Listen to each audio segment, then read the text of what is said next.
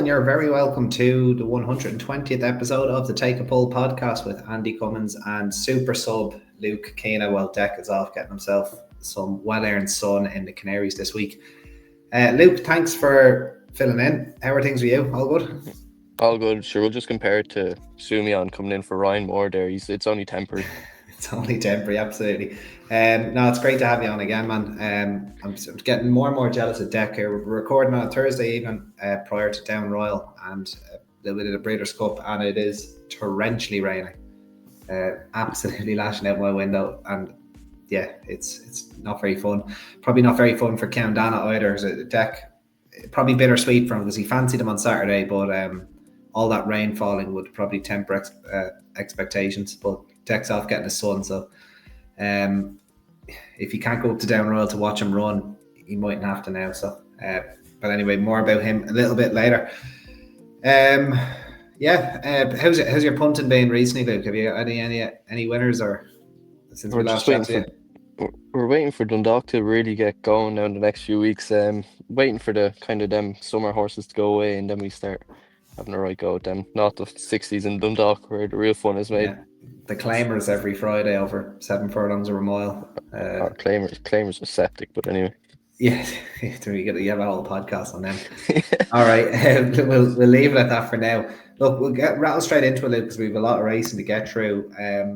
We're going to scan over Friday at Down Royal. We're not going to get overly deep into it. The main focus will be the Saturday card at Down Royal, which features an excellent Grade 1, the Champion Chase, featuring serial Down Royal and Cheltenham Festival winner Envoy Len, now 11 years of age, and he's taken on by Spallan's Tower and Found a 50. It's going to be a fantastic race and really, really good renewal, especially when you look at what the Charlie Hall is offering across the pond.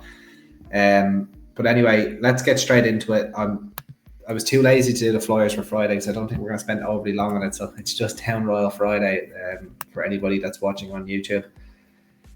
Luke, I'm going to pass it straight over to you. Just stop me in my tracks if you fancy it for the 102, which is the Irish Stallion Farms EBF Maiden.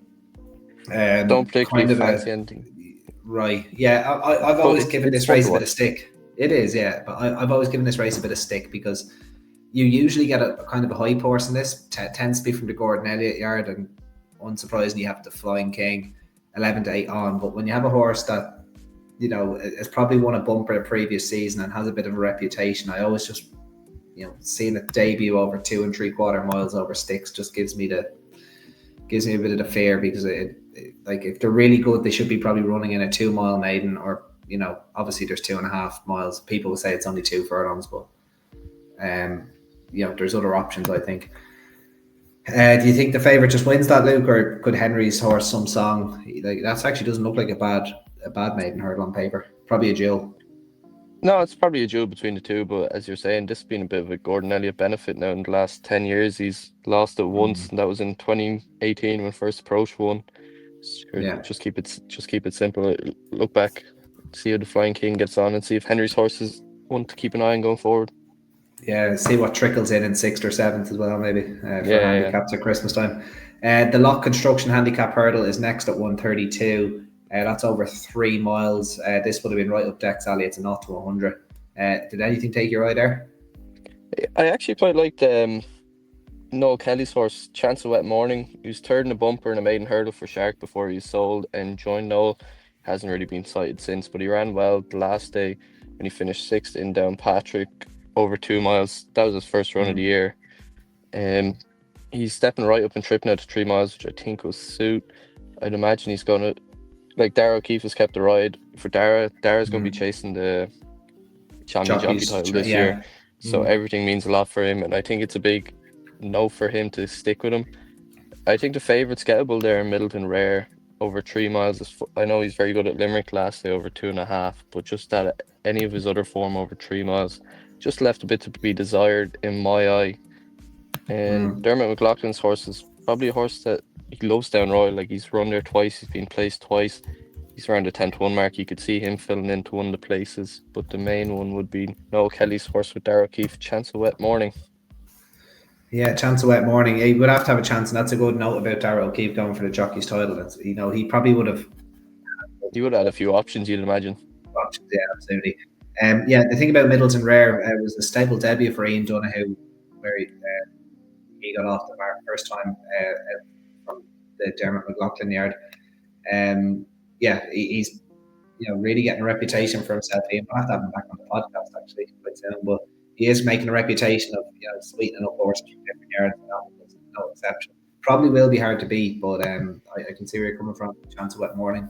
The 202 is probably the best race on the card. It's a grade 3 feathered lady mare's novice hurdle. It's been won by some good mares in the past, and we have an even money favourite and a horse that we've talked about plenty on this podcast, Carrickmuna Spruce for Declan Queally. Sean O'Keefe takes over. Pretty impressive at Listowel on her hurdles debut. Really strong bumper form. She's taken on by Corinthia for Willie Mullins, Blue Waters for Gordon Elliott. Cameletta Vega has to. I don't know. She doesn't have to give weight all around. That's actually a complete lie. She does set a mark of an aim, a target of 121. You would imagine it will take something a little bit better to win a race like this, but she wouldn't be without an each way chance. But I think Carrickmuna Spruce probably takes all the beating here at evens. Would you fill your boots there? Oh yeah, we were talking about this before. I just think she just goes and wins. Like she's very good in Listowel, and she could have easily folded down Listowel. Like she made all the running, and it looked like the ones in behind were getting to her, but just up the straight she just took off. I think she's just better class than these. Gordon's mare might be the one to follow her home. Blue Waters, I was impressed with her on hurdles debut down in Listowel. She'd done a lot in a short space of time there through the summer and summer bumpers and stuff. But I think she might have a bit more scope to improve compared to the likes of Camelot Vega. I think she could be the one to follow her home. Very good. You did break up a tiny bit there, but I don't think we got most of it anyway. So got the message. Got the message, yeah. The other one I thought Gordon Elliott is running there with Danny Gilligan, Getaway Bow. It's very rare you see horses debut over hurdles without having a run in a bumper or a point and then just going and winning first time up. Trainers usually know when they have a decent enough horse, they usually will start them off in a bumper. But the fact that she got to go and win first time up, now it was a pretty average maiden hurdle at that, but it still takes a little bit of doing. I wouldn't be surprised to see how she progresses throughout the season. This could be a bit of a bridge too far at this stage in her career, but very interesting runner nonetheless. I'd be completely with you though. Carrickmuna Spruce, I think, is the one that they need to beat, and I'd be pretty comfortable putting her in most of my bets at even money and just using her for doubles, trebles, etc. The Bottle Green hurdle at 2:37 then, Luke, is next. That's a 2 mile hurdle. Probably most famous for Sam Crow getting beaten in. He got beaten in this, didn't he? Who beat him again? I'm trying to remember. Memories. Yeah. Aspire Terror, was it? No, it was an English horse. Was it Bedrock? I think it was Bedrock. Bedrock. He ended up in the States. And then, Brighter Days Ahead obviously went and won this last year. It has been a decent race in the past, and Gordon Elliott is keeping the yellow clay over Timber by the looks this season. He's 10-11 to go and win this. He took an absolute haymaker of a fall though at the Punchestown Festival when last seen. It was a bad one, and he was beaten when falling as well. Second to the New Line prior to that. At the Cheltenham Festival, and then was an impressive winner of the Slaney, or the Lawlers, I suppose it's called now, Lawlers and Ace, on his last winning effort. It's not a bad race, I suppose. Cashdale Lad is probably going to be his biggest rival, coming from the same yard, same owners. But he progressed really well through the summer, I thought. And I'd actually nearly fancy the 2-1 for him to beat the yellow clay here. But what do you think, Luke? We're reading off the same page here. I'd be the same. He's hard fit. He's improved through those handicaps through the year, and I'd struggle to back the yellow clay over 2 miles to give him the £8 that he has to give him here. And the yellow clay, he was very good last year, but he did take as you said, an absolute pearler at Punchestown when he was well bet in third. He tried to put her up to the final band turning in, but he just fell asunder. Back in Alien done well last year in juvenile race, but this is going to be a big step up here. Like, he bet the Aintree juvenile hurdle winner in Naas, didn't he? Murcia. Yeah, Murcia, yeah. But this is a big step up for him, and he has to give Cashel lad £2. I think he's just hard fit. I'd struggle to not. I'd struggle to back the yellow clay and leave Cashel lad at 2-1. Yeah. Now, if the rent now they're expecting, I think 30 mils between now and Saturday, and I think a good bit of that is going to fall on Friday. And we do know how well Bacchanalian does go in the mud, but it would want to really turn because he is very much very comfortable on testing ground. And despite him being 4 and maybe a prospect of a longer trip suiting him too, there is that new race at Christmas at Leopardstown, isn't there? On the 29th, a 2.5 mile handicap hurdle. I think that'd be right up his street. Or maybe even something like possibly the Brown Lad down the line. If they want to try something like that, but at Navan, so there is a few options. I think on that Mercia form, people are going to see 134 and think he's well handicapped. But obviously they don't really care about handicaps if they're going in this race, because if he gets close, he's going to get raised. Given the ratings of Cashdale Lad and the yellow clay. Yeah. But yeah, I totally agree with you. Cashdale Lad for myself, as you said, hard fit and probably more suited to this trip than the yellow clay as well. Probably worth 100%, yeah. Yeah, the 312, the SIS supporting Irish Racing Handicap Chase, 12 runners here. One of the most interesting runners, I think, over the weekend. I know we're talking about Friday, but I'm still going to call it the weekend. No flies on him now. First time up for Eric McNamara. I think good ground's imperative to him, which he may not get at Down Royal this week. But I was saying to you guys offline, yourself and Deck, like this could be the most punted horse of the year. Like every time he rocks up, I can see, his price is going to fluctuate. Do you have any expectations for him this year? I know I'm putting you on the spot there, or do you fancy it in this race? No, I was saying to you yesterday, like off a rating of 120, if you were to tell me he'd be running a handicap chase in Down Royal off 120, like after his hurdle season, I would have said wife and kids job. Yeah. But it's just hard to trust him. I'd like to see him go and run forehand. But as it comes to this race, I think individually, Sesk and Flash and Splashing Out, they all want a bit further, and I was kind of surprised to see Dempsey's horse favourite at 9-4. I would take a chance on Gordon Elliott's horse, Someone's Wish. He was second in the race last year.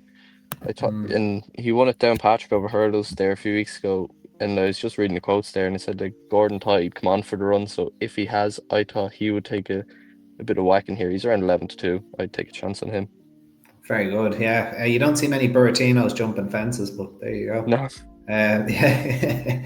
Former Coventry Stakes winner, really? I think. He wasn't. He was I think he actually did win a Coventry Stakes. Or was he behind Air Force Blue? Anyway, it doesn't matter.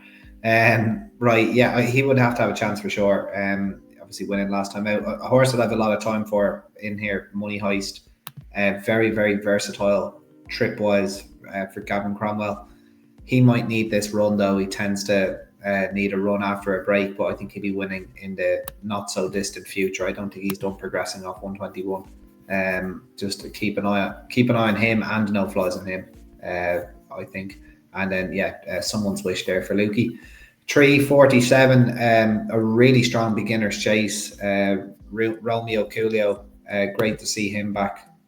Like Jack and I have chatted about this horse quite a lot, and like we've seen him come in after his runner-up effort in the Champion Bumper in 2024 behind Jasmine DeVoe, and his physique and his makeup. We looked at each other, and Deck said it. They could have just skipped hurdling with this lad and just gone chasing straight away. I think he's going to be a significantly better chaser than he is a hurdler. Probably over a little bit further. I could see him being a 3-mile chaser in time, and it's no surprise they're starting him here over 2-mile 3. Cocktail Divin is no mug himself, though, as you know, Luke. Really impressive in a maiden hurdle in March, beating Champagne Kid at Leopardstown, and he didn't really disgrace himself behind Honesty Policy.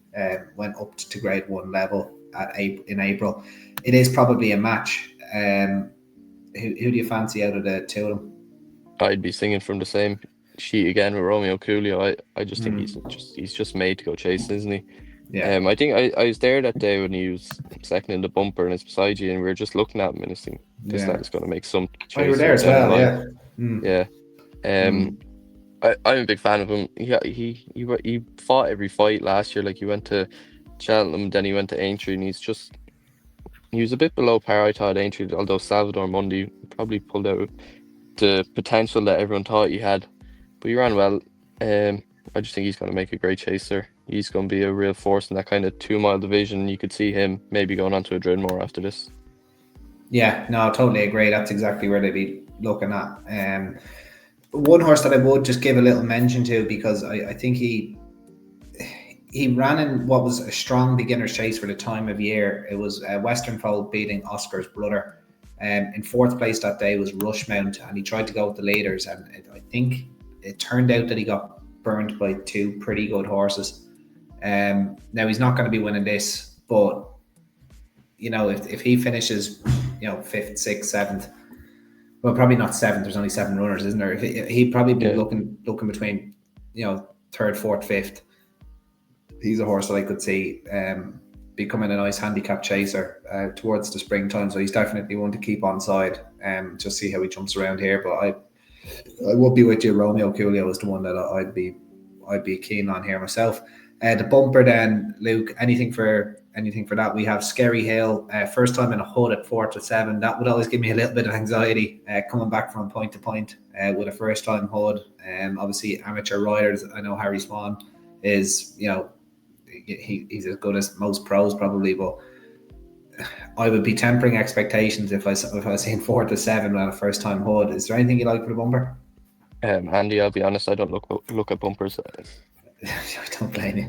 Yeah, I rarely look at them myself. I would nearly lay the favourite though. I think he is. You've got Chichester Park and Panjan Drum. You've got 2 horses there running for you at fair enough prices. And the first time hood, it just makes me a little bit wary, to be honest with you.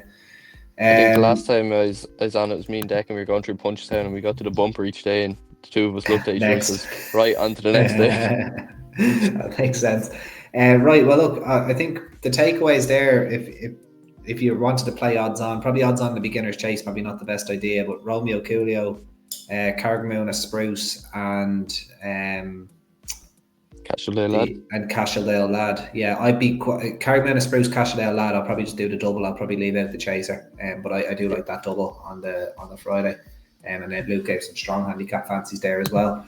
Moving on to the Saturday, the Lisburn and Castlereagh City Council 3-year-old hurdle is what kicks us off at 10-12. Jenny Mac, I need to make sure I get out of bed in time for that one.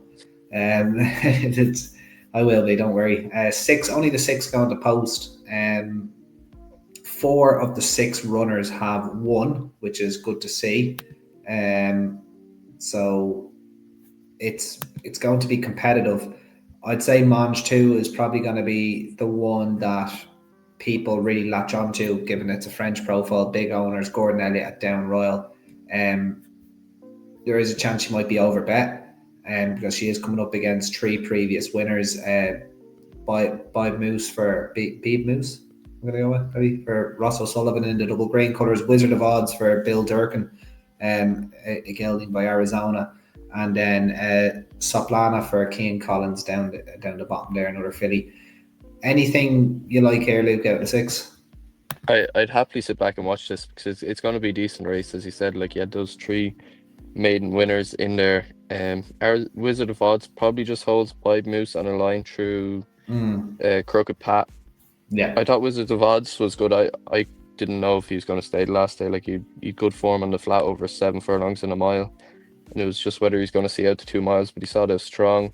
As you're saying about Manch too, there's been a few whispers going around about this horse for the last few weeks. I think Gordon mentioned him in a few pieces, or a few bits at race courses. Like, she'd worked well, and they're kind of excited by her. Like, she was very good in France. She won by 15 lengths, but like the 2nd, 3rd, and 4th have all come out and haven't really done much since. So you're just jumping. You're trusting that Gordon Elliott has the right one here, which every chance he does. But I'll happily sit back and watch. Yeah, I think I'd be in the same boat. I think this filly is going to be a stupid price. I could see her being long she'd be odds on. Yeah. She'd be comfortably odds on. It's just how long she'll be. I'm trying to get a few of the tissues. Deck usually does that. I don't think we're going to get any yet. No, I wouldn't say so. A view card. No. there's no tissues just yet, which is fine. Yeah, right. We'll move on then because neither of us have a bet in that one.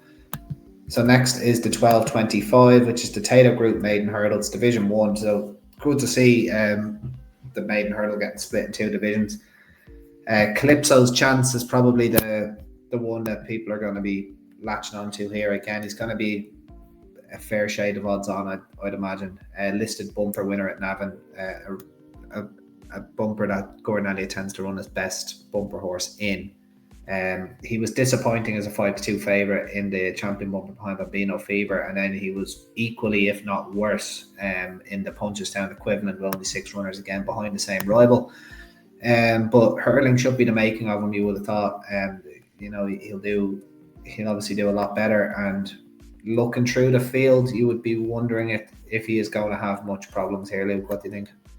I think this looks very weak. It's the weaker of the two for sure. As you said, like he was very good early season last year before Christmas, but the wheels just kind of came off after Christmas. He's very disappointed. Well, he wasn't very disappointing at Cheltenham, but he was very disappointing at Punchestown. I just don't think he has a lot to be here. He's likely to be odds on. I think the Guinness boy might be one to keep an eye on with handicaps going forward. He's going to get a mark after this run. It was a nice run the last day in what looked a decent maiden hurdle at Punchestown when one of Henry's won it very impressively. Game ball. There's a few decent yardsticks finished in between him and the winner. I'd say he might be one to keep an eye on going forward for handicaps, but Calypso Chance should get off the mark. First time of asking here over hurdles. Yeah, no, totally agree. Less said the better, probably. The Tato Group Division 2 of the maiden hurdle. Good old Dreams of Share. They couldn't get a handicap mark on the flat for love nor money.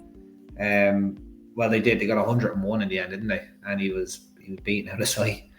They're basically told to piss off with that mark. Literally, yeah. Which it was a stupid mark, in fairness. But they did, like, I suppose they were kind of taking the piss with him, weren't they? Like, they were starting at what? 7 furlongs in a mile, yeah. And he was really eye-catching as well. And then, went on and won over 2 miles. Like, he's a fast horse. I don't know why they were keeping him over 2 miles on the flat, because he's clearly shown he was, at a level he would have probably won over 7 furlongs to a mile, especially as a younger horse. After his runs in maidens, like, they probably just blew the cat out of the bag going 2 miles straight away. But anyway, we're not here to talk about his flat form. We're here to talk about if we think he can win this. He obviously hasn't really matured into the hurdler people thought he would be, a one-time supreme favourite before getting injured. We've got Blake in here for Noel Mead. Kazansky, I think he's double entered. I thought I saw him. He is entered tomorrow. Yeah, he's entered Friday as well. He's in both maiden herd. He's in the 2 mile 6 as well. And then we've got Winnie Hill for Gordon Elliott and Danny Gilligan there as well. Any fancies here, Luke? I'd just be against the Dream to Share, to be honest. He really hasn't convinced me over hurdles. I'd imagine he's going to be a small bit better when he goes up in trip. So I'd be happy enough to take him on. I'd take him on with no meat horse, Blake. I'd say he's going to be a decent each way price. He ran well the first time on stable debut back in March for Noel over hurdles when he's bet by Carried by Love. His hurdling it wasn't exactly slick, but I'd imagine he's going to come on for that plenty. And he came back out after a break and won at Leopardstown last week, kind of controversially. Got it in the steward's room. I don't know if you've seen it, but it's one of them where you're thinking, yeah, there was plenty of interference, but has he finished close enough? Yeah. For the first time ever, you're thinking, no, he hasn't finished close enough. But you got it in the steward's room anyway. He loves a bit of slow ground. I think here he's going to be decent each way priced. It is competitive, but I'd take a chance on him. Yeah, well, the one I really should have mentioned was Road Exile, who's probably going to be a short enough price. I do remember him winning at Limerick, and he really did impress me the way he kind of went away. He was second to I Started a Joke prior to that. Was possibly unlucky not to beat that rival. And again, I don't know what Charles Barnes is doing with I Started a Joke either. He was kind of disappointing at Listowel after running in good bumpers after winning that Limerick race. But Road Exile made no mistake beating Found a Diamond on his next start at Limerick.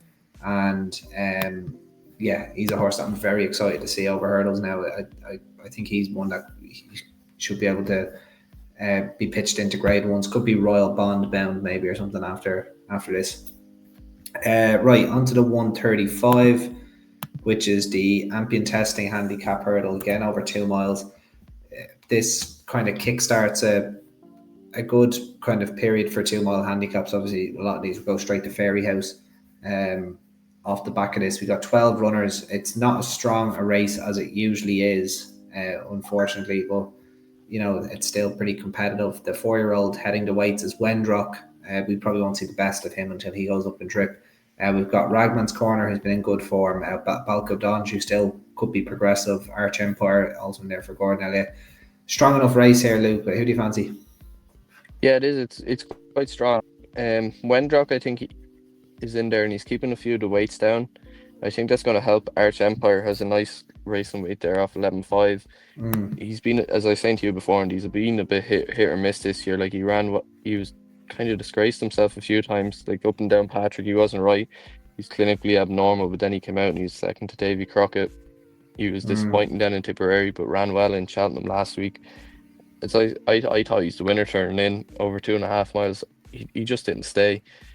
I don't think he's on a bad mark of 126. I think this race might suit him. Down Royal, galloping track. I think he'll just be able to take his time, pick his way through the field, and hopefully take it up towards the last. I think once he does get his act together, I think he could rack off a few wins. Okay, that's an interesting one. And then I'm going to stick with Balco Donge, who I don't think is done progressing. It was really, pretty good in the early part of last year, with 3 seconds and a win. It was a listed handicap at Limerick. He won at Christmas time. I think he's the one I'm going to be with here. I thought maybe it was just fitness that kind of caught him out late at Tipperary on his seasonal reappearance. I think that's going to put him just right for this race here. Right, onto the 210, and this is where we have to give a shout out to Deck, because this could be Countdana's next appearance on a racetrack, assuming the heavens don't open. The unsettled forecast, Deck told me that his participation kind of hangs in that balance there. Very good. There's a few technical issues there, guys. Apologies. We were talking about the heavens potentially opening and kind of scuppering Countdana's chances. I suppose, as we said, his participation is in doubt with the weather, but if he was to get decent ground, he would probably be the one they all have to beat. We know Declan really fancies him if that's the case, and very best of luck to himself and the Hauser Father Syndicate if they do take their chance. It's a strong race though, all the same, Luke. We got 16 runners and 2 reserves, and Small Town Hero is probably going to be the favourite the night before, but he is going to need a horse to come out. He's on a 5-timer. To be on a 5-timer and only rated 94 in the National Hunt game is pretty incredible. Although it was I suppose he is rated a little bit higher over hurdles, but still it's pretty unique. Is he the one you're going to start with here, or do you have any thoughts on Countdana, or is there anything else that you fancy? I'd love to see Countdana running, because you're saying, like, he ran a cracker there in Punchestown the last day, and if he was to run, if the ground is okay for him, he'd be the one. But if he does come out, Jesus going to open the doorway here for Small Town Hero. He hasn't put a foot wrong since stepping up in trip. He's very hardy, like over hurdles a few times. He's, especially one of the victories down at Wexford, he looked like he was in trouble. But he just finds and finds and finds. He's very honest. I think we were in Leopardstown one of the nights when he ran on the Thursday night. All right, okay. Yeah, it was the night that we were there. Remember the great night you enjoyed? Darren Kiley was on after race. God, yeah, I do remember that. I wanted to go bowling. Me and Deck won and we stayed for the concert. Yeah, I remember that. Yeah, but like, he was winning off low marks in the hurdles and he's rattling them off. He switched effortlessly to hurdles or to fences last day, and if he gets in here and Countdana doesn't run, if he's the one to come out and let him in, I think he's the one. Like, Clonbury Bridge was very good last day at Fairy House, but I think he loves Fairy House. He's a good record there. Owen Staples has been the man of the moment at the minute, claiming £7, and he's going to negate some of that penalty, but I think they're all going to have to go some to beat Small Town Hero. Yeah, he looks the obvious one, doesn't he? He really does, assuming the ground does turn soft. Tunganeve Well is the kind of infamous for me now. He got his win earlier in the summer, but like based on his chase form, I thought 120 was the pretty harsh rate. Now it's £9 below his hurdles mark all the same, but it's hard to argue that he's kind of ran to 120 over fences as of yet. I'd be interested to see how he gets on if he does run, but he is probably another that's going to need decent ground. And that's the reason Keith Dunhill riding for Gavin Cromwell. That's why we've got Danny Gilligan on Countdonna here today or here on Saturday. But I do agree, if the rain was to fall, Small Town Hero is going to be the one they are going to have to be. Totally agree with that. But if it was to stay dry, I'd be fully in with Declan Countdown. I think he's got an absolute great chance, and it's hard to see kind of where the ceiling lies with him in terms of how consistent he's been, and he always runs his heart out with Gstaad. So, he just bumped into one the last day. He absolutely bumped into one. That was desperately unlucky. Like miles clear to third. That was Rising Dust, was it? Rising Dust, yeah. Yeah. And he looked the winner turning in, but just took a blow. Yeah, absolutely. And he was pretty friendless in the market that day as well. He was 16 to 1, wasn't he? He returned 16 to 1. He's a big drifter late on too on the exchange and everything. Yeah. Anyway, on to the 240. Best of luck to Countdonna and connections there. The 240 is the big race. The Bet Victor Champion Chase. Really, really strong field, and I'm really excited for this grade one. I think it's there's plenty of stories coming in. You've got Envoy LN, who is bidding for his 5th win at Down Royal out of 6 attempts, I think. 6th, is it? Janie, 6th win with 1 over hurdles. Yeah, of course, yeah. Unbelievable. Fantastic horse. There's not a whole lot else you can kind of say about him. Although you could make an argument that his winning the race last year, scraping home against Hewick, it was a great race to watch by all means, but he was never really, you wouldn't have been ever confident with him at the King George. He unseated, I think, at the 5th or 6th last, and then he was 3rd in a Ryanair and then not seen again. Like that Ryanair wasn't a strong race by any stretch. I think Factor Foil, again, we can speak about him later on in the year, but I do think he's possibly a little bit flattered by that run, because the Ryanair for me, and I've said this a million times, that the best horses don't go for the Ryanair. The reason you always get impressive Ryanair winners is because the proper horses are running on the Wednesday or on the Friday. And that Ryanair last year kind of epitomized the Ryanair chase really at the Cheltenham Festival. There was, he'd been beaten by Galopin de Champ twice. He's then had his pants pulled down at Punchestown trying 2 miles. Like if 2.5 miles is his bag, that's fair enough. But like, he's always going to be vulnerable to probably a proper grade 1 horse over these types of trips. Even over 2.5 miles, like I'd fancy. There's horses I'd probably fancy to beat him over 2.5 miles this season if the conditions were right. Like I wouldn't even mind seeing Found to 50 or even Splans Tower having another go at him, because there wasn't much between them and the Durkin. But anyway, I'm enough about my spiel about the Ryanair. We're here to talk about the Champion Chase. Who is your fancy here, Luke? I think this is brilliant now. The 11-year-old Envoy LN, Splans Tower Found to 50, Stellar Story Western Fold in here, chomping at his girth. Who do you fancy? Yeah, as you're saying, like this is a proper race. Like Envoy Allen bet once at Down Royal when he's bet by the king of staying chases, Jerry Colomb, one of your favourite. Splans Tower, he ran a cracker in the Durkin last year, but I was kind of disappointed with him after that. Like he was well bet in Kempton, he came out at Aintrix, the ground was too quick, and he was a well bet second at Punchestown. I think he's a few questions to answer, and he's kind of skinny enough there, 2 to 1. I fell down on one of your other favourites, Found to 50. He was campaigned at the Champion Chaser last year, and he only won. He won in Navan the 4-3, but he kind of just fell in that day. It was kind of class that got him through, I think. And then he stepped up and trip a Fairy House, and I thought he's a lot better than the 3/4 length. Brilliant, yeah. He's a lot better than the winning distance suggested. Like he gave weight to St. Sam and bet him. Like St. Sam is no mug. Like he goes around and mops up all those grade 2s to give him weight, and I thought it was more comfortable beating than the 3/4 of the length would suggest. I think like he steps up to 3 miles for the first time here. since his point-to-point win.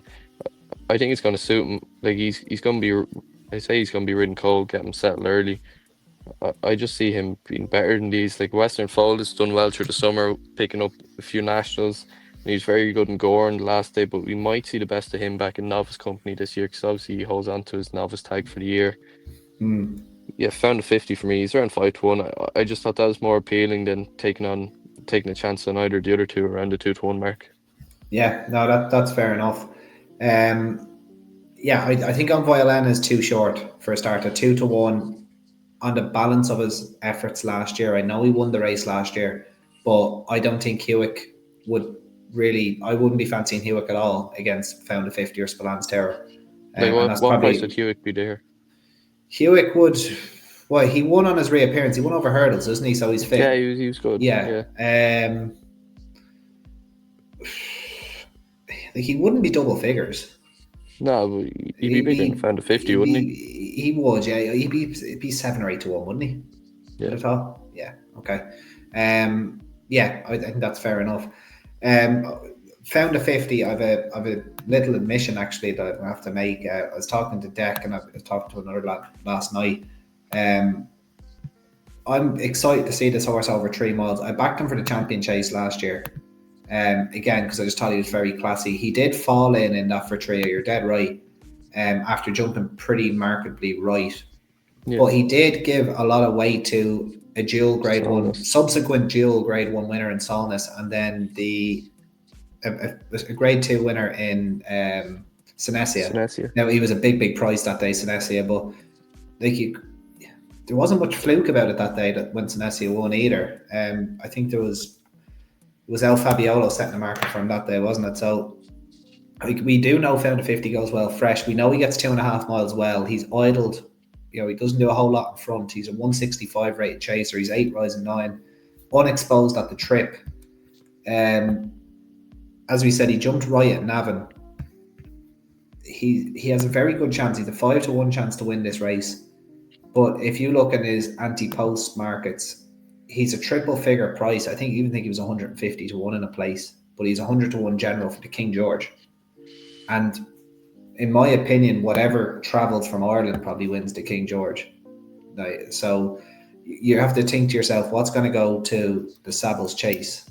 And then what's going to go to the King George? Now, I don't think Gordon Elliott's had a runner in the King George for quite a while. It was probably, I can't remember anything other than Don Cossack. Yeah. But if they want to stick to right-handed tracks, and we know that Found a 50 was been good at Ferryhouse and Down Royal. If he's 5-1 for this, and there's not much horses in England that you'd really care too much about, and he's 100-1 for the King George, like there is a chance you'll lose your money, you just mightn't go. But like I've seen worse 100-1 shots anti-post and Found a 50 for the King George, so that's all I'm going to say. He wouldn't even have to win this, to be honest. Like he could get beaten in a close one with Splans Tower, and I still wouldn't. It wouldn't faze me that much. Sure, Splans Tower went off for favour for King George. He did, and that's the thing. I was going to get to that next. He didn't have a good season last year after his second to fact to file, but Mangan has taken him out once on decent ground at Aintree. The ground was very, very quick at Kempton. You might remember, like Lossiemouth was almost on skates that day as well.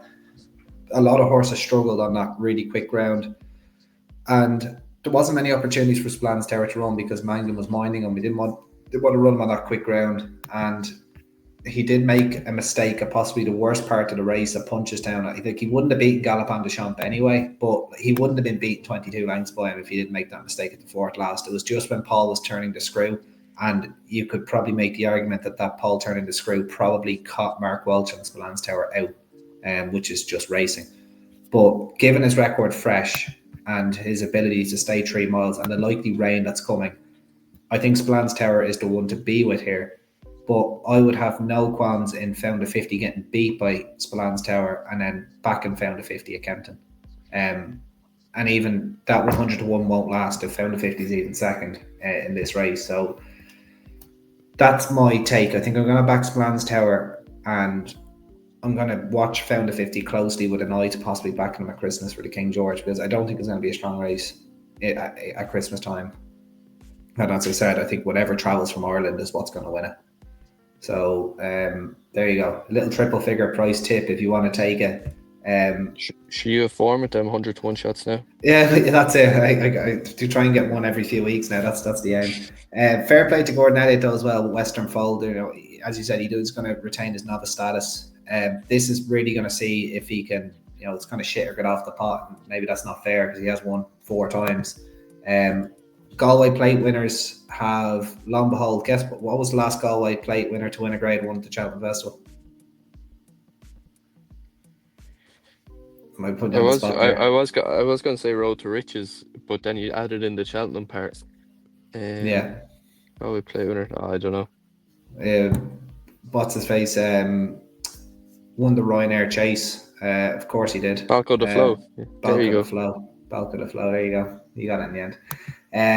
But yeah, that just kind of proves my point that the Ryanair can often lend itself to strong handicap form, and then you're getting these in commas superstars from Willie, and Willie's just trying to break up his horses like any other yard, and the likes of probably Allaho and probably even Factifoil probably wouldn't even be entertaining the Ryanair, but that's just the world we live in at the moment. The race needs to go. I right. was about to say, tell us how you really feel about the Ryanair, Andy. Yeah, exactly. Very good. So I'm gonna. No, I don't even. As tipping purposes, I'm gonna go with Splans Tower. I probably won't even have a bet in the race. I'm probably more so like hone in on found a 50 for the King George, and for yourself, Luke. So I went on a tangent just to found a 50 for yourself. Okay. Right, the 315 is the Kildress Plumbing Chase. It is a chase for second season chasers. Often in recent times it's been quite a small field, but this year we have 6 runners, which is still quite small. But this is actually bigger than it has been the last few years. Croke Park, massive 7-1 chance up the top there, but has to give weight all around. Firefox is your odds-on favourite. Fair to say, maybe the triplets Firefox at the moment, and Specklet 3, who we did not see, as she was the nap at the top last time out at Clonmel. She was then declared a non-runner, coming from Chepstow. She gets all the weight allowances here off 10 stone 7, not without a chance though, despite her being rated 127. Luke, do you think this is a gilt-edged chance for Firefox, or could you see Gorgeous Tom, Croke Park, or Specklet 3 kind of getting involved? So I think I've said it to you a few times. Like, I've been the biggest member of the Firefox fan club now, but we're on edge here now. If he doesn't win this, I think this could be the end. Like, because he's getting weight off the two. I'd have loved seeing Croke Park in the race beforehand over 3 miles. Yeah, that's a good point. It's just going to be tough for him here to give away the weight. Like, he's give £7 to Gorgeous Tom, and he has to give 10 to Firefox. Like, he's rated £2 higher than or than Firefox, but he has to give him £10 here. So I just think he's going to struggle.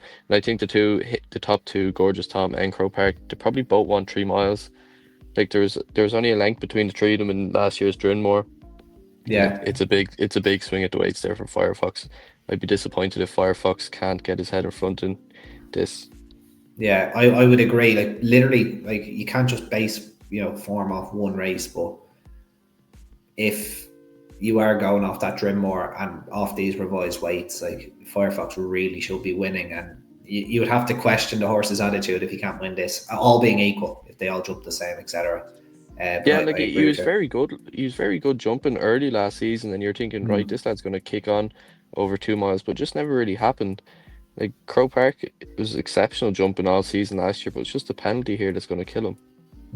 Yeah, no, in fairness, I've always said if horses can win with penalties like this, this will bring Croke Park into Savills Chase calculations if he can go and win this. They would probably I generally think he's that type of horse, I think. Like, yeah, they go to Durkin with him. If he wins this, he'll go to Durkin. But but you would have to consider him for a race like the Savills Chase. Obviously, he's won a Grade 1 at that course and distance. In the fog, but well, I don't think that race exists anymore. That was the last running about. But yeah, it would be the race for him. I think 7-1. Not like I've seen worse punts out there. And he comes in race, like, he's race fit. Comes in race fit. Yeah, he did. Yeah, he looked like he badly needed it last time as well. That was behind Journey with Me. Or sorry, was Journey with May? No, Heartwood, same colours. Yeah, so I think we both agree Firefox probably the one to beat under revised terms. I'd have Croke Park follow home though. Yeah, I'd be the same. Yeah, right. So we've got 9 runners for the bumper. Are we skipping the bumper? Oh yeah. Yeah. Not unless Very you good. have something there. No, I'm just going to see what's going to be 10-1 or 7-1 for the champion bumper after this.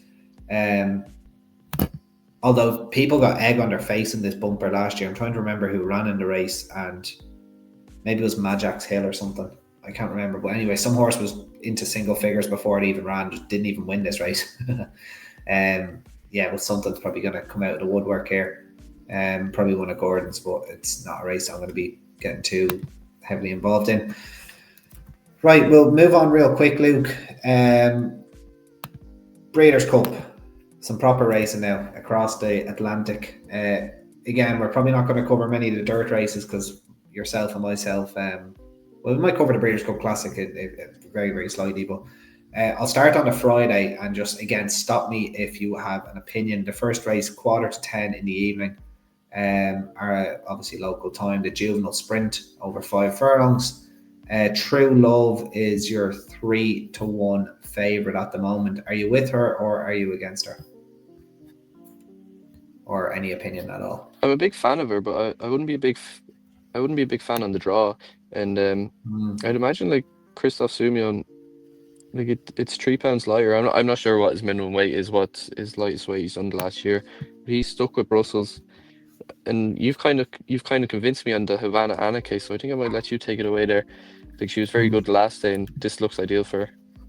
Yeah, I'm a big fan of Havana Anna, and I think the 5 furlongs, despite her getting beaten by True Love in Achievely Park, she was only going to outstay late. She looks like a very, very quick filly, and she's good from the gate. She's a strong traveller.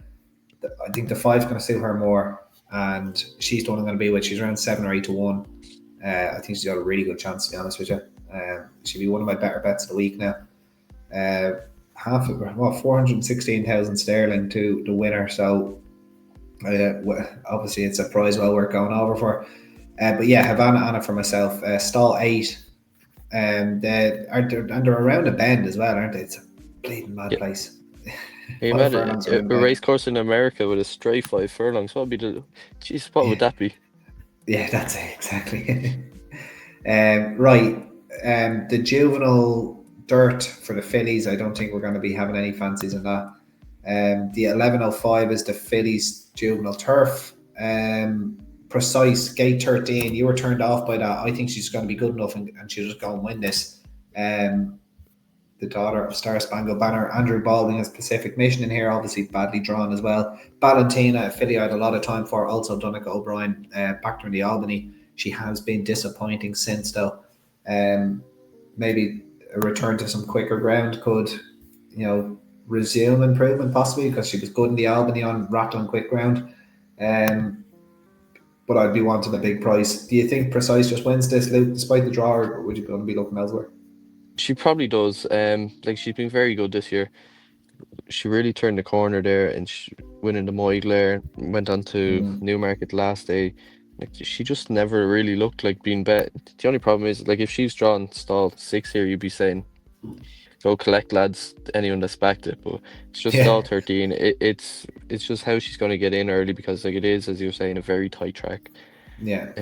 If she can get into a decent posse early, it'd be game over. Drawn out in the North Pacific, which is it's not ideal, but what can you do? The Colts, the Juvenile Colts, we're not going to go over the dirt. 12:25. So if you're fancying staying up till Saturday morning, I'm sure you'll be out partying for Halloween, Andy. No. Yeah, it could be. I've got my dinosaur costume at the ready, and we'll have trick or treaters for the first time now.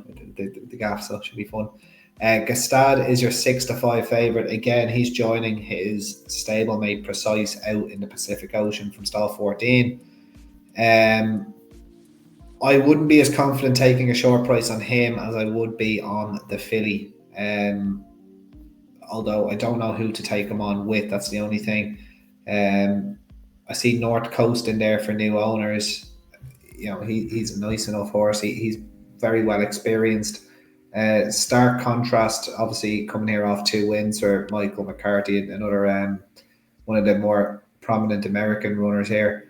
Outfielder for Wesley Ward, David Egan riding there for Ammo Racing, another interesting runner.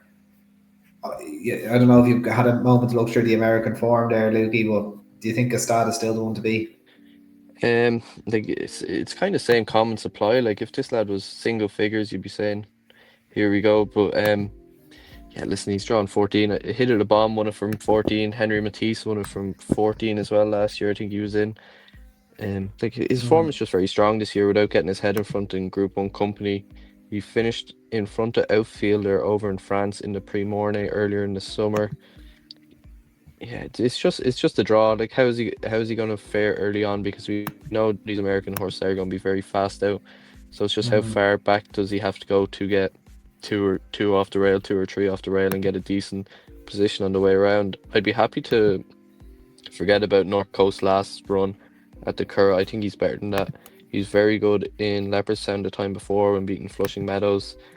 He's around 25 to 1. Would I back him? No, but I'd probably keep an eye on him each way, possibly if you can get your extra places there with a decent sized field. But if Gstaad can get in early, he probably just wins. Yeah, and we've got third beer in our son of Mendelssohn. I'm just having a quick look through this. Yeah, I don't know about Gstaad over a mile. Like if he's going to get a mile, I suppose Del Mar is going to be the place he's going to get it. It's the place, yeah. Yeah, like he's by Star Spangled Banner, who obviously he's got his fair share of milers and even middle distance sorts. He was a sprinter himself, obviously by Schwazier. The Dan by Exceed and Excel, and was a very lightly raced sprinter. A mile isn't a certainty, but as you said there, if you are going to get a mile, around the dog track at Del Mar is possibly where you're going to get it. On the road. Right, yeah, exactly. Right, we'll move on real quickly then to the Saturday. So 7 p.m. the start time. I'm just going to fly through these. The Filly and Mare Sprint, we're like, no, that's dirt. We're not going to be running through that. The Turf Sprint, right. So I would imagine, are we going to be ditching the European sprinters? Like they're just not a very good bunch. But here we are with Arizona Blaze as your 9-2 favourite, depending on where you look. We do have actually Notorious up the top there, around a similar price. And he was a Group 3 or Grade 3 winner over the course and distance. Any fancy here in the sprint, Luke? Not particularly. I'd love to see She's Quality run well for Jack Davison. She's been a model of consistency this year. Like she's turned up in all the big sprints. She's probably unlucky not to get a win or two along the way. I'd imagine I've seen a few interviews with Jack, and he was saying that the bend is going to suit her. He was kind of comparing the bend at Down Royal to Del Mar. Well, he's saying that she raced around the bell and ran well in Down Royal. I was thinking it's a bit sharper than that, Jack. But anyway, yeah, no, like she's double figure price there. You could see her grabbing a place. She mightn't be good enough to win, but you could see her nicking a bit of place money. Yeah, I did see a replay of AG Bullets, one of his last 2 wins. He's quick from the gates, and he's probably the strongest of the home contingent. I just don't really. I'm just not mad on the European sprinters. Arizona Blaze, a lovely horse, had a great season, and I think Adrian Murray deserves a lot of credit for what he's done with him. He's a very, very busy 2-year-old, and he's improved him this season. The real feather in his cap for it as a training performance. You're dead right about She's Quality. One poor run all season. She really does deserve to get her head in front, and she's fast as well. Like I think she'd be able to lay up with these. But I'm going to take a chance on AG Bullet, who's coming out of stall 8 right beside her, the 5-year-old mare Richard Bottas and John Velasquez. I will take a chance on the American sprinter. Breeders' Cup Sprint, no, we're grand on the dirt. The main track, the distaff, no.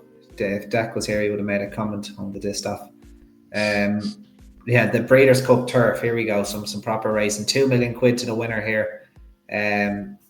Probably not the strongest Breeders' Cup turf we're ever going to see, and depending on where you look, Mini Hawk's a shade of odds on. Would you be trusting her coming from the Arc, second place?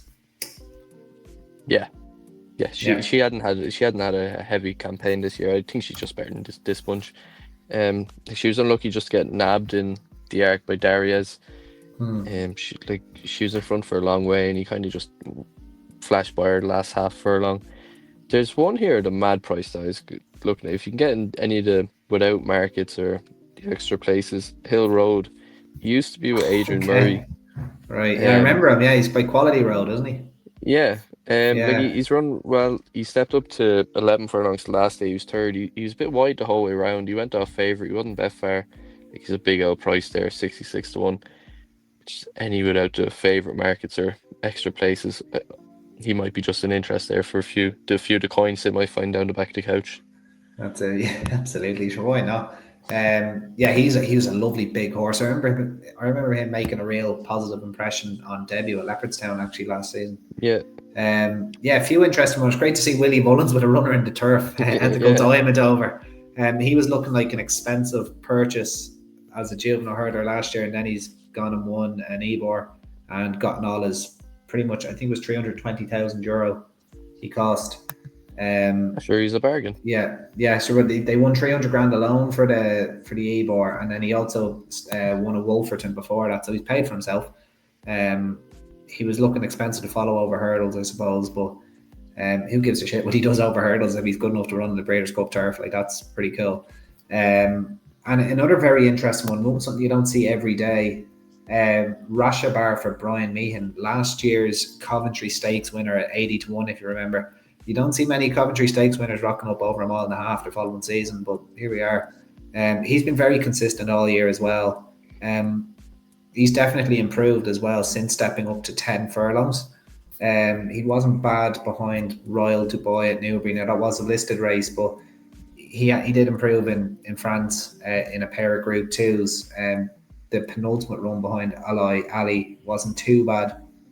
But what kind of makes me just wonder how he'll run here is his Coventry Stakes was on good to firm ground, and his decent effort at Newbury was also on good to firm ground. So the horse clearly enjoys it. 25, 33-1, depending on where you look. I might take a little chance on him each way. Again, I don't think there's much behind Mini Hawk. Obviously, Wimbledon Hawkeyes had a busy campaign, but I think there's better horses in there than him. Amalok looks like he might need a little bit further. And then obviously there's the King George winner from last year, Goliath, who got back to winning ways in a Group 1 at Baden last time out. So it'll be interesting enough to see how he goes. But I might take a little chance on Rashabar each way. Maybe Rashabar, Hill Road, and Mini Hawk, Lukey. We'll get the There's your little tricast. few reverse tricast and forecast in there for the Breeders' Cup turf. I'm just seeing here, like Sumion's riding at 8-7 here, and that's the weight that True Love was. So I'm not sure whether he's picked Brussels or what's the crack there. But anyway, we'll keep going. Well, maybe True Love might be withdrawn. So I think it's a bit of a head scratcher sending her back to 5. But anyway, right. Well, let's move on. Do you want to cover the Breeders' Cup Classic? Do you feel comfortable, or do you care that much? We've only got 9 runners for it. I've been a big fan of Sierra Leone. Like I wouldn't follow much now over there, but I just think he's a likable horse. Like when he came in the Derby and he nearly took half the field out. He won this last year. I know they don't have a great record of backing up in this race, but I seen that the other day on Twitter. But I'd also argue how many of them have come back and had a go at it at the same time. Not I wouldn't know, many. Yeah, because you can't be a gelding. I don't think you can be a gelding, can you? Well, like a lot of them that win it. Oh no, you can. You can. Sorry. Yeah. A lot of them that win it 3 or 4 are probably just retired, sold straight after it. So how many have actually come back? Obviously, the race took a bit of a hiding. Took a hit the other day with Sovereignty being a non-runner. But yeah, Sierra Leone would be my token pick here, but that's all it'd be. Yeah, I know, fair enough. Sierra Leone for 2 Breeders' Cup Classics. Like, it's been a while. And why not try and add another 3 million quid to your kitty? Journalism, he would have to have a chance, I would have thought, as well. He was the he won a classic. He was the Preakness winner, wasn't he? Over the just shy of 10 furlongs there at Pimlico. So you could give him possibly a chance. He obviously has fierceness. Second behind fierceness, so he has to reverse that form. He's up the top there for Todd Pletcher. Probably not beyond the realms of possibility he could do that, but yeah, it's not really race away. I'm probably just guessing, to be honest with you, or maybe just when in doubt, just back to Japanese. Forever Young, um, by Real Steel, not the Real Steel of Eric McNamara, obviously, but yeah, he'd be an interesting enough runner. Although he's been beaten, he was beaten last year in this by Sierra Leone, so there's no real standout. So it's a race where you can kind of make a case for a lot of them. I will have a bet in it closer to the time. I just don't know who. Few beers and watching the Breeders' Cup. I do quite like it on the Halloween weekend. Yeah, it's a good weekend for it, isn't it? It is. It is a perfect weekend for it. I do prefer when the racing is on the west coast as well. It's just on that little bit later. Yeah. Yeah. So, right, let's move on real quick. We'll try and get this wrapped up because you probably want to get out of here. If you're going to go to your pub quiz. Right, so we've got the Breeders' Cup Mile. You fancied one in here, Luke. Do you want to take it away? Yeah, I was going to take a chance on the Lion in Winter. He's been building away all year. Like obviously, he's if you had said to us at the start of the year that he'd be showing up in a Breeders' Cup Mile, having not won for the season, he would have been. It would be a similar case to the lads not believing you about no flies on him running off 120. Yeah, I yeah. thought he ran very well at Ascot last day. I thought he actually looked like the winner until your lad kind and done him came and done him up the inside. Like he obviously has a lot of class. I think he showed enough early on in that race that he'd be able to travel early here in stall 4. I think he'd be able to bounce out, be nice and handy, and I think he's just the one here. Like notable speeches in there, but I think he's a bit hot and cold this year. They've tried a lot of different distances with him. They have them The not same can be overshot, said haven't for the they? Lion of Winter. Yeah, the same can be said for the Lion of Winter. But since he's come down in trip, he has looked a bit more straightforward. He'd happily take a Yeah, chance there around 6-1. He, very good. It's a pity we're not getting the Quirat versus Cicero's Gift rematch, or not rematch, but the big showdown in America. But Cicero's Gift has obviously gotten might the get it in Hong Kong. might get it in Hong Kong. Yeah. I'm going to take a chance on the kind of later developing 3-year-old Salam for Francis Henry Groffard and Miguel Barcelona. Obviously, winner, he just got up to be Rosalian in France when last seen in September in the Moulin. He obviously beat the Lion in Winter that day. There was very little between them at the Lion, and there's only a point between them in the betting here. So obviously the Lion of Winter a little bit bigger. So the market does represent kind of their chances. But I think Salan's just that little bit more unexposed. Comes in off 2 wins. I know the Lion of Winter is second in the QE2, but he was second to what was essentially a handicapper, really, when you want to break it down. So yeah, I'm going to take a chance on Salan in the Breeders' Cup Mile. We're going to finish off real quick here. The Dirt Mile, I imagine you've absolutely no opinion on that one. But the last race, 25 minutes past midnight into Sunday morning. We're finishing off with the Filly and Mare Turf, the St. Mark's, it was the St. Mark's Basilica. It was Mark's British Cup. Filly and Mare Turf. Mile and 3 furlongs, because why would it be a mile and a half? Bedtime Story, I'm not going to be tempted into backing her again unless they try and make the running on her, which they obviously will not do. Seed of Fire, again, out in the North Pacific with Gstaad and Precise, but you'd have to have a good chance. And then you've had Jazora for, again, Francis Henry Groffard. Who do you fancy here, Luke? Do you like anything? We're gonna roll in Bedtime Story. One last You're roll of the not. dice. She needs to make the run, and she doesn't have that turn. She I doesn't don't have that think so. turn of pace. She was handy in France one of the days, and she finished third. But like she just plugged away. But I think she's just one that has to be buried. And I think stall 11, they're Right. going to have no choice here. And listen, she'll either get there or she won't. She's going to have a lot of traffic probably. But like what price is she there? She's around double figures. There was plenty of talk about her last year, and she kind of hasn't fulfilled it this year. Out of Mecca's Angel, you'd imagine the rattling ground over here. This kind of last chance saloon for her. I'd imagine Group 1 level. Yeah, she's been one of the most beat your head against the wall merchants. Yeah, for sure. Like Jesus. even Gazora in there too. Yeah. Um, like they ran against each other a few times this year. Um, yeah, it's going to be good racing, but I just think she might be the one at a decent price that could send us to bed happy or leave us up celebrating all night, one or the other. Or the other, she'd be making me want to question my life choices. She goes and wins this. I think I'd have to see what way the draw's going later on. Like I'll know enough by when it's the last bleeding race, but Sea Fires to stand out for me. But especially on her Prince of Wales effort. Yeah, and obviously she 12-length winner at York on quick round at the start of the season. Didn't lose much in defeat behind big improver Baron Navarra when last seen at Longchamp as well. So I think she's the one I'm going to be with in the Filly Mare Turf. Right, Luke, that brings us to the end of the show. An hour and 5 minutes of some excellent racing. I really appreciate your time tonight. Any big fancies do we have an up at the top?